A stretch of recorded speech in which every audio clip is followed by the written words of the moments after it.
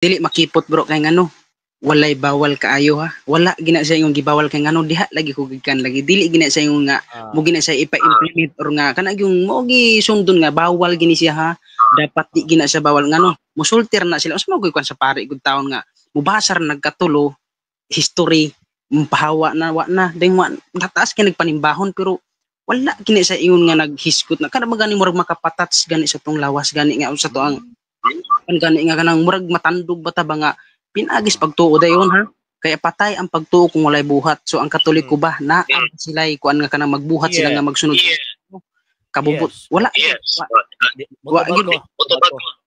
motobag ko amigo ha sige i-off sa ayaw pagsulti nga gikan ka diri nakabalo ka ngano kami asa di mi karon ako asa di ko karon ayaw pagsulti kay ngunahan lang nga gikan mo ko din na ako asa di ko karon kaya nakasulti man ko ana kadaghag mga balaod bisan pagtawag ining umuubanta kung asa ka dapit karon muubanta sa mga simbahan makita nimo ang mga iyo sa lagi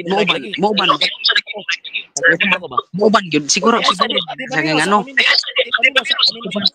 patubagas ako ayaw sa tawagan ng i-open ng imuhang kwan ayaw sa i-open ng imuhang usana patubagas ako kapag ikaw ka magtubag nahalangan ka na ano ba naanay gitawag og pagbadlong niya ang mga pari pag naana na sa misa focus na sa Dios dili na focus sa mga tao mo na kalainan sa inyo og simbahang Katolika kaya ang simbahang Katolika di na magmatter ang pari ug unsa iyang mga nakita sa palibot kundi ang mga pari nagmatter na kung unsaon niya pag-administer ang sakramento atubangan sa Dios kaya ang mga pari Christ-centered dili siya man-centered. Diha sa panimbahon sa simbahang Katolika dili na ang paghatag og masatisfy ba ang tao o dili. Masatisfy ba ka o dili? Dili. Ngano man kay ang pagpanimbahon dili na para sa tao, para na sa Dios. Karon kanang gingon nga makipot ang daan. Ay grabe ang sugo simbahang Katolika. Kung kabalo pa lang ka sa morality simbahang Katoliko, sige ato ning ano para makasabot ka sa kung gipangyawit be. Katoliko makakasauna kabalo ka sa Catholic morality? Kabalo ba ka sa Catholic morality? Unsa morality? Wala. Mo na kung giingon sa imo ha. Mo na nga magpataka ka na lang og tawag ining bitang hukom-hukom. Kay wala man gihayag. Wala kabalo ana sa wala na gihayag kay wala gyud wala. No. Ani. Aha. Katoliko makakasauna pabagalan ko. Ay isa. Katoliko makakasauna. Kung tinuod yung ang Katoliko kay naa may mga Katoliko singalan pero di Katoliko ang pagtuo. Kung tinuod yung ang Katoliko, pila man ka artikulo ang ato ang credo. Ites on ako kay sige man kay nga diha ko gugikan. Wala na gid. Dilang. Pila ka article ang credo sa simbahang Katoliko. Ites on ako yung mga Katoliko kung tinuod yung ang Katoliko. Sige daw. Wala na gitudlo. Katoliko ka nya wa gitudlo? Siguro na. Bro. Nasakpan kay. Nasakpan